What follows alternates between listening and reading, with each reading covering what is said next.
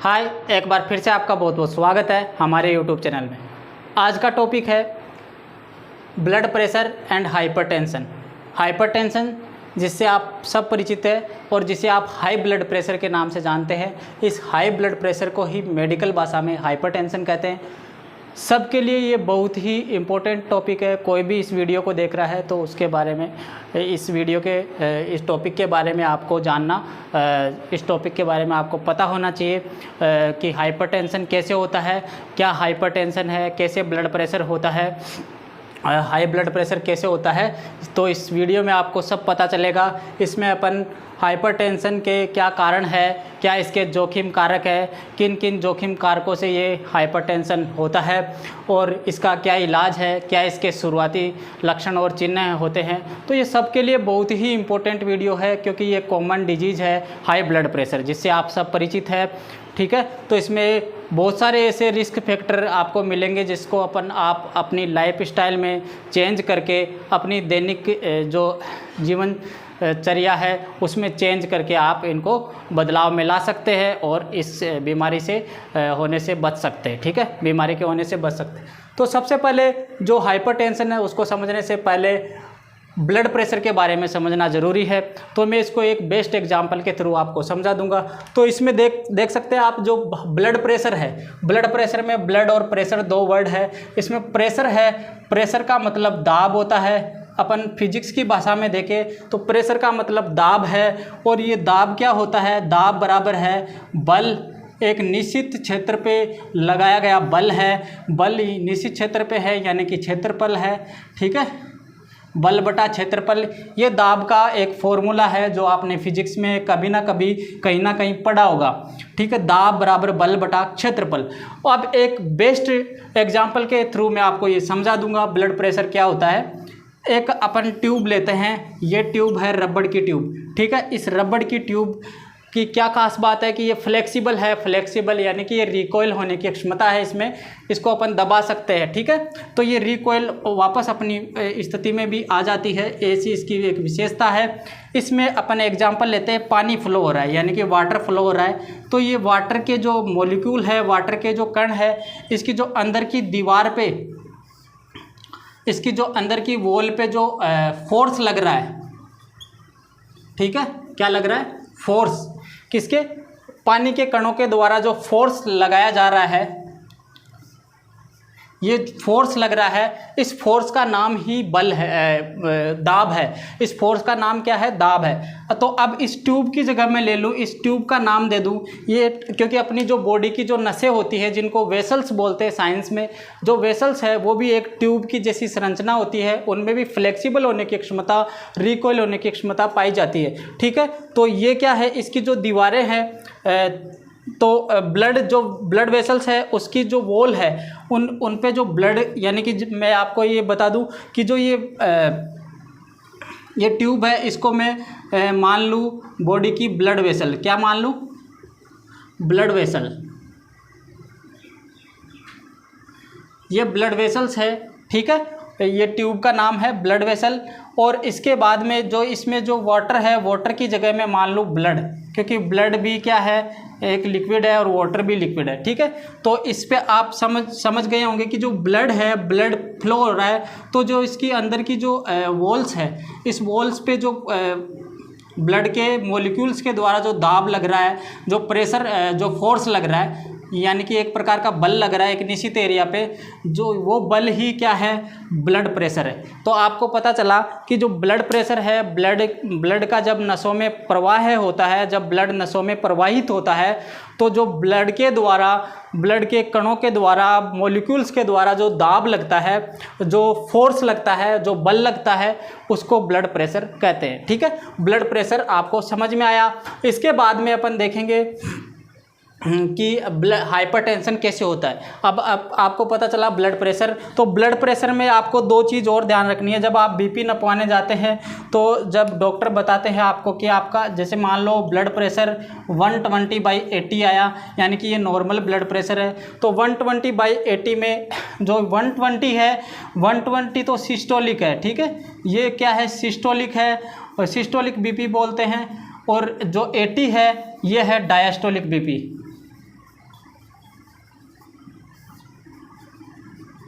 ठीक है, systolic BP और डायस्टोलिक बीपी। अब इसमें क्या है, सिस्टोलिक बीपी क्या होता है,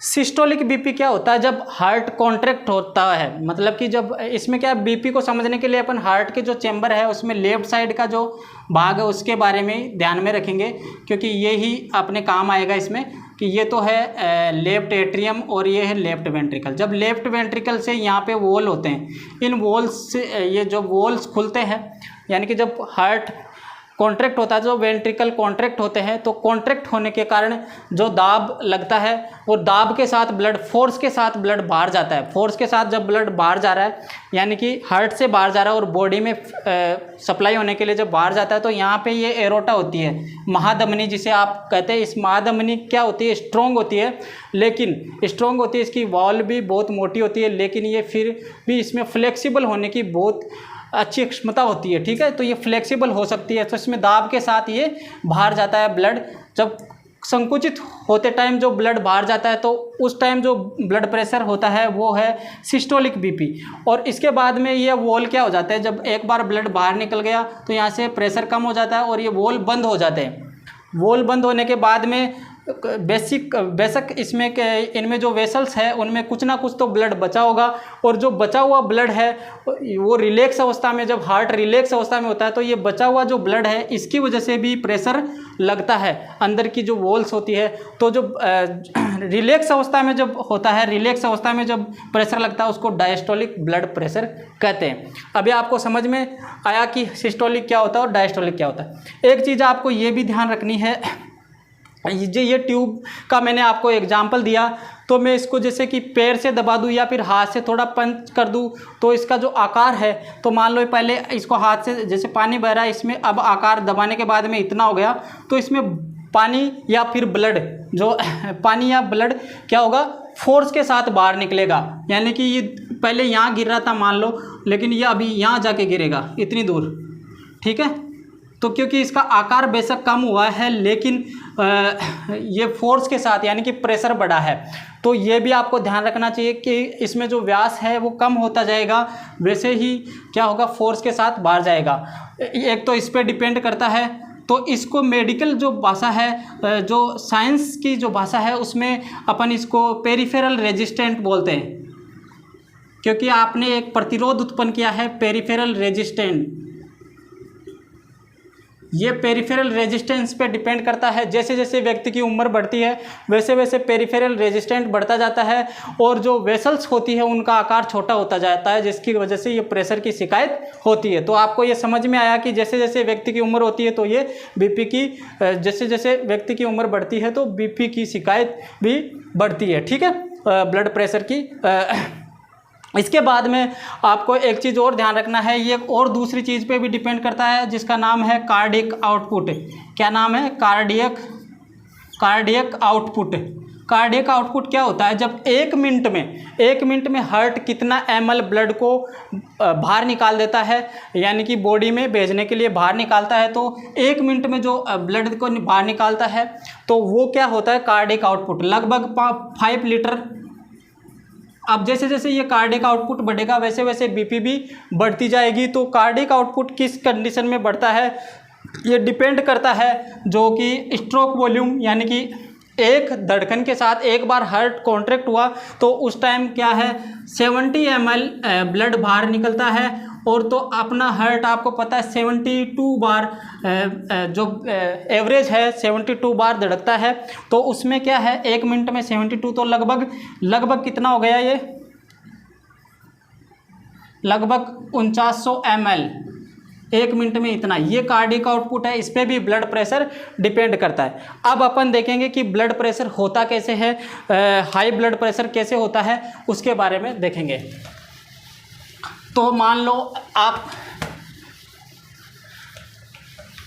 आपने बीपी चेक करवाया, तो एक बार में अगर बीपी 140/90 आ रहा है, मान लो 140/90 आ रहा है, तो उसको अपन हाई ब्लड प्रेशर नहीं कहेंगे। उसके लिए क्या करेंगे, जैसे कि हाई ब्लड प्रेशर की क्या डेफिनेशन है वो देख लेते हैं। हाई ब्लड प्रेशर कब माना जाता है, जैसे कि एक बार बीपी नपवाया तो आपका बीपी 140/90 140/90 आ रहा है, ठीक है, 140/90 आ रहा है। बीपी कितना आया? 140/90। ये एक बार नपाया तो आया, लेकिन क्या इस पे आपको हाई ब्लड प्रेशर है ऐसा नहीं कह सकते। इसके लिए क्या करना पड़ेगा, जो डॉक्टर्स एडवाइस करेंगे बीपी चार्ट बनवाने के लिए, तो 3 से 4-5 बार उन्होंने 4-5 बार वो क्या रीडिंग करवाएंगे हर दिन। तो मिनिमम 3 टाइम्स देख लो, मिनिमम 3 टाइम्स,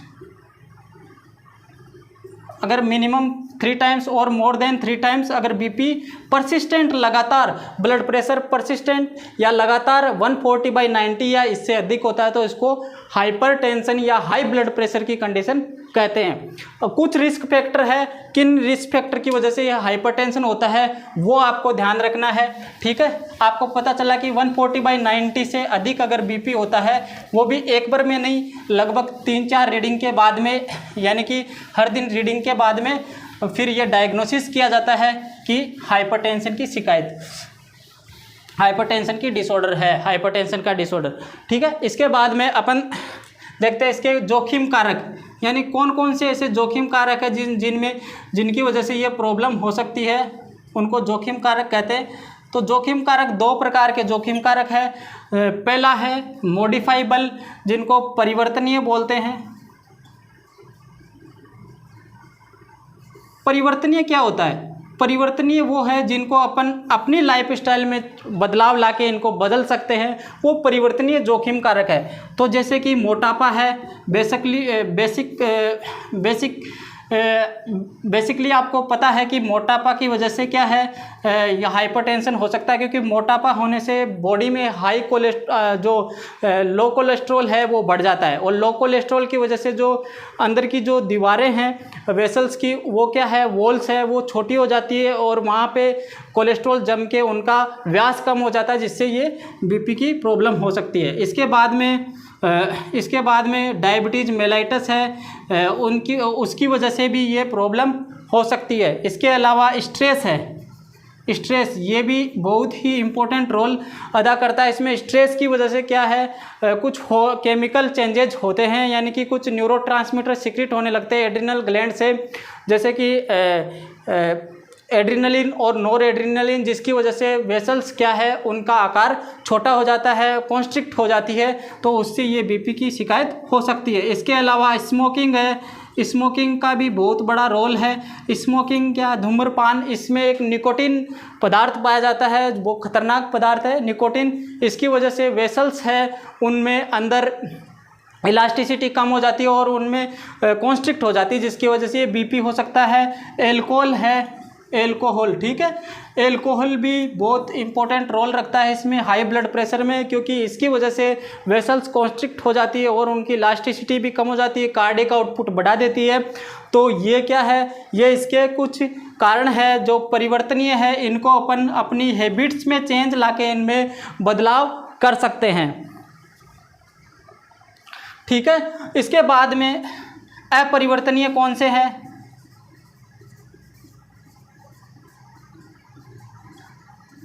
अपरिवर्तनीय नॉन मॉडिफाइबल, इसमें सेक्स है, यानी कि मेल में ये थोड़ा ज़्यादा पाया जाता है बजाय फीमेल की, ठीक है।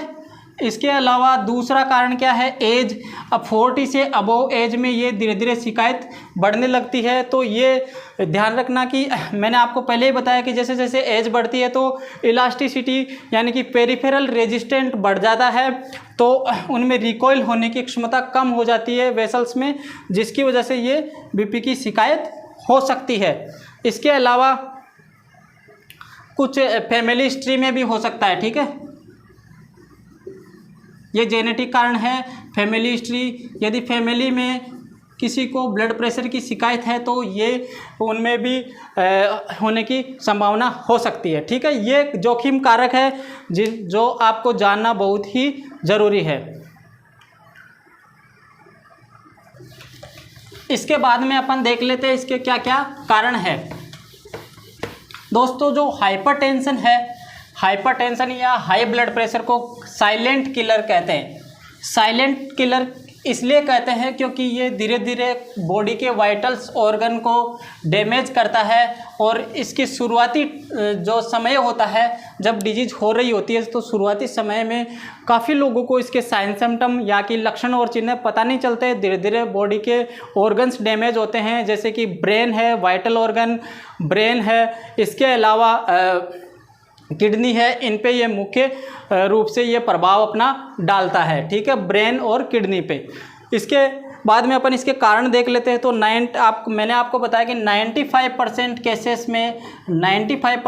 केसेस में कारण नहीं होते हैं, यानी कि ये इडियोपैथिक होता है, यानी कि अज्ञात, ठीक है, 95% में।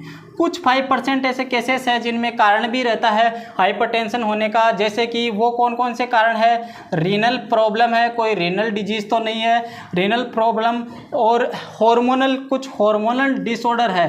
हार्मोनल में मैंने आपको पहले ही बता दिया, जैसे हार्मोनल में डायबिटीज मेलाइटिस है, थायराइड हाइपरथायराइडिज्म है, या फिर कोई एड्रिनल ग्लैंड का कोई ट्यूमर है, तो उसमें भी ये कंडीशन देखने को मिल सकती है। कुछ मेडिसिन्स होती है या ड्रग्स होती है, ड्रग्स या मेडिसिन्स,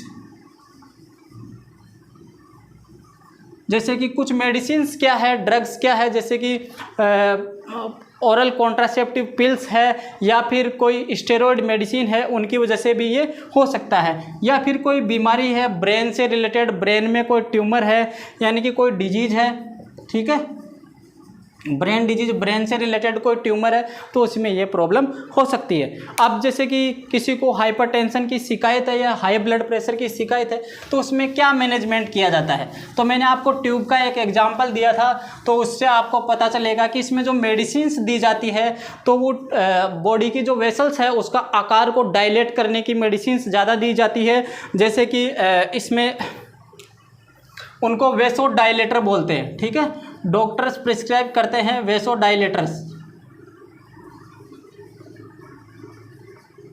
वेसो डायलेटर्स या फिर जो भी मेडिसिन है उनका एक इफेक्ट वेसो डायलेटर भी होता है। इसमें कई प्रकार की मेडिसिन दी जाती है,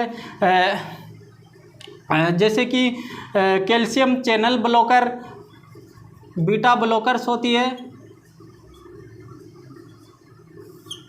कैल्शियम चैनल ब्लॉकर होती है,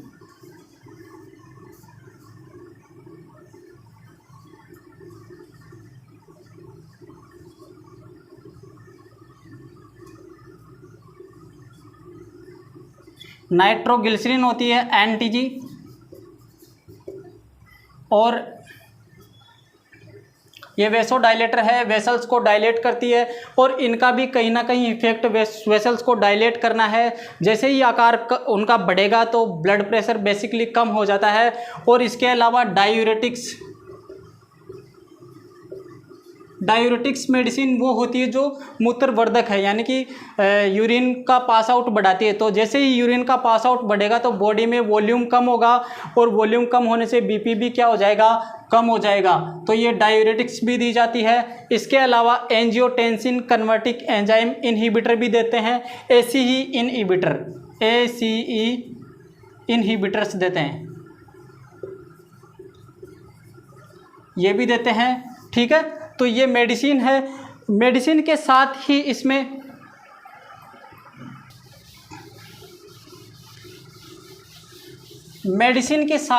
आपकी लाइफ स्टाइल इसमें बहुत ही इम्पोर्टेंट रोल रखती है, क्योंकि मैंने आपको पहले बताया बहुत सारे ऐसे जोखिम कारक है जिसको आप बदलाव में ला सकते हैं और अपनी हैबिट्स को सुधार के आप इस बीमारी से बच सकते हैं। तो मेडिसिन के साथ साथ ये भी बहुत रोल है। इसमें आपको ये पॉइंट लिखने हैं, सबके काम आएंगे। एक तो रेगुलर एक्सरसाइज, कम से कम आधी घंटा एक्सरसाइज होना ज़रूरी है रोज़, ठीक है, रेगुलर एक्सरसाइज है। डाइट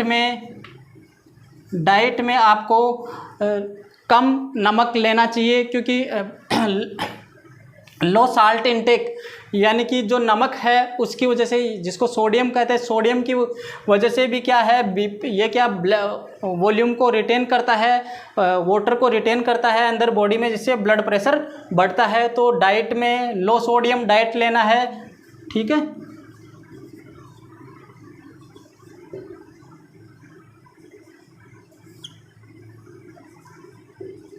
और वो सब फूड नहीं खाने जिसमें ज़्यादा सोडियम की मात्रा होती है, ठीक है, ये चीज़ भी आपको ध्यान रखनी है। और स्ट्रेस रिलैक्सिंग टेक्निक अपनानी है, स्ट्रेस ज़्यादा लेना नहीं है, ये चीज़ भी आपको ध्यान रखनी है। स्पाइसी फूड, फास्ट फूड को कम करना है, ये चीज़ बहुत ही इम्पोर्टेंट रहेगी इसके अंदर। और आप जो मेडिसिन है, मेडिसिन को रेगुलर लेते रहिए, डॉक्टर ने जो प्रिस्क्राइब किया है रेगुलर टाइम पे लेते रहिए। और कुछ भी इसके साइन सिम्टम जब आपको पता चलता है, मैंने आपको इसके साइन सिम्टम नहीं बताए क्योंकि साइन सिम्टम और देख लेते हैं इसमें थोड़ा। इसमें क्या है, एक तो जब शुरुआती टाइम में क्या बीपी जब बढ़ता है तो बैक साइड में ऑक्सीपिटल हेडेक होता है, उसके साथ ही उस बॉडी में थकावट आने लगती है, हाथ पैर दुखते हैं, और इसके साथ ही उसमें नींद लेने मतलब इंसोम्निया होता है कि नींद नहीं आती है, हेडेक होता है, ठीक है, ये सब इसके साइन सिम्टम है। और आंखों के सामने धुंधलापन होता है जिसको विजन लॉस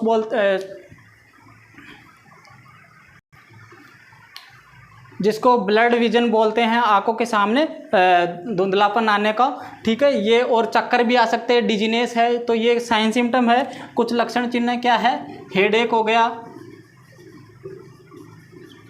ये हेडेक कौन सा होता है,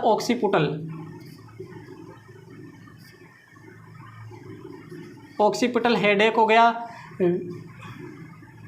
इसके साथ ही इंसोम्निया,